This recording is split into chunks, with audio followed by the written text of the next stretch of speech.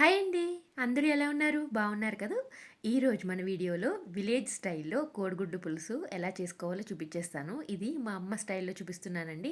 చాలా సింపుల్‌గా, ఈజీగా, క్విక్‌గా అయిపోతుంది. మనకి ఎక్కువ ఇంగ్రీడియెంట్స్ కూడా అవసరం లేదు.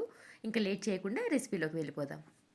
కోడిగుడ్ల పులుసు చేయడానికి నేను ముందుగానే ఒక అర డజన్ గుడ్లు ఉడకబెట్టి తొక్క వలిచి పక్కన పెట్టుకున్నానండి. ఇప్పుడు స్టవ్ మీద బాండి పెట్టుకుని ఇందులోనే ఒక పెద్ద టేబుల్ స్పూన్ ఆయిల్ వేస్తున్నాను. ఆయిల్ కాస్త వేడైన తర్వాత ఇందులోనే ఒక టీ స్పూన్ పసుపు వేసుకోవాలండి. పసుపు వేసుకున్న తర్వాత ముందుగానే వలిచి పెట్టుకున్న కోడిగుడ్లను ఇందులో వేసి కాస్త దోరగా వేయించుకోవాలి. ఎప్పుడైనా సరే మనకి కోడిగుడ్లు ఎగురు చేసినా, పులుసు చేసినా సరే మనం ముందుగా గుడ్లను ఇలా వేయించుకున్న తర్వాత కర్రీలో వేస్తే ఏ కర్రీ అయినా చాలా టేస్టీగా వస్తుంది. సో చూసారు కదా! ఈ విధంగా కొంచెం గోల్డెన్ బ్రౌన్ వచ్చే వరకు వేయించుకోవాలండి. ఎగ్స్ బాగా వేగిన తర్వాత తీసుకొని పక్కన పెట్టుకోండి. ఇప్పుడు అదే ప్యాన్‌లో ఇంకొక టేబుల్ స్పూన్ వరకు ఆయిల్ వేసుకోవాలండి. మనం ముందుగా ఎగ్స్‌కి సరిపడానే ఆయిల్ వేసాము. ఇప్పుడు ఎగ్స్ తీసేసిన తర్వాత కర్రీకి సరిపడా ఆయిల్ వేసుకోవాలి. ఆయిల్ కాస్త హీట్ అయిన తర్వాత ముందుగానే కట్ చేసి పెట్టుకున్న ఉల్లిపాయల్ని కూడా వేసేస్తున్నానండి. నేను 2 పెద్ద ఉల్లిపాయల్ని ఇలా చిన్న ముక్కలుగా కట్ చేసి పెట్టుకున్నాను. ఇందులోనే ఒక 5-6 పచ్చిమిర్చి కూడా చీలికలుగా చేసి వేసుకున్నాను. పచ్చిమిర్చి మీ ఘాటుకు తగ్గట్టుగా చూసి వేసుకోండి. మళ్ళీ మనం కారం కూడా వేస్తాం కదా! సో, ఆనియన్స్, పచ్చిమిర్చి వేసి ఒకసారి బాగా కలుపుకొని ఇప్పుడు ఇందులోనే నేను కల్లుప్పు వేస్తున్నాను. కల్లుప్పు లేదా సాల్ట్ మీ టేస్ట్‌కి తగ్గట్టుగా వేసుకోండి. పచ్చిమిర్చి, ఉల్లిపాయలు బాగా వేగిన తర్వాత ఇందులోనే మీ టేస్ట్‌కి తగ్గట్టుగా కారం కూడా వేసుకోవాలి. నేనిక్కడ 2 పెద్ద స్పూన్ల కారం వేశానండి.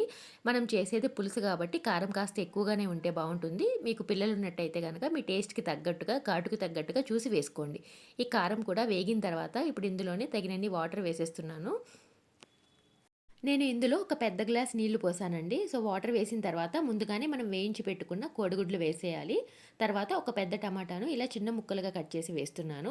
మీకు కావాలంటే టమాటాని ముందుగానే ఉల్లిపాయలు వేసి అవి మగ్గిన తర్వాత అప్పుడు కూడా టమాటాని వేసుకోవచ్చు. లేదంటే ఇలా కూడా వేసుకోవచ్చండి. ఆప్షన్ ఇది మీ ఇష్టం.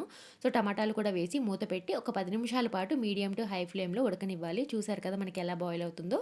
ఈ విధంగా ఉడకాలనమాట. నేను ముందుగానే ఒక పెద్ద నిమ్మకాయ సైజ్ అంత చింతపండుని తీసుకొని నానబెట్టి పెట్టుకున్నానండి. సో, మీరు మీ పులుపుకి తగ్గట్టుగా పెంచుకొని లేదంటే తగ్గించుకొని ఇలా చింతపండుని నానబెట్టి పెట్టుకోండి. ఇప్పుడు పులుసు మనకి సగం ఉడికిన తర్వాత ఇందులో నేను ఈ చింతపండు రసాన్ని కూడా వేసేస్తున్నాను.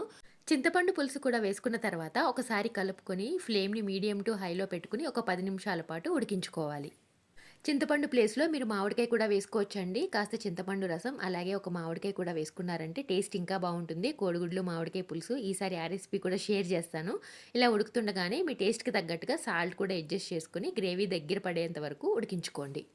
పులుసు ఎప్పుడు మనకి పల్చగా ఉంటే బాగోదండి. ఈ వీడియోలో చూపిస్తున్న కన్సిస్టెన్సీ వచ్చేంత వరకు ఉడికించుకుంటే సరిపోతుంది.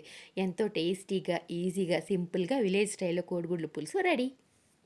ఎప్పుడైనా మీకు కోడిగుడ్ల పులుసు తినాలనిపిస్తే సింపుల్‌గా ఎక్కువ ఇంగ్రీడియెంట్స్ అవసరం లేకుండా ఈ విధంగా బ్యాచిలర్స్ అయినా చేసేసుకోవచ్చు.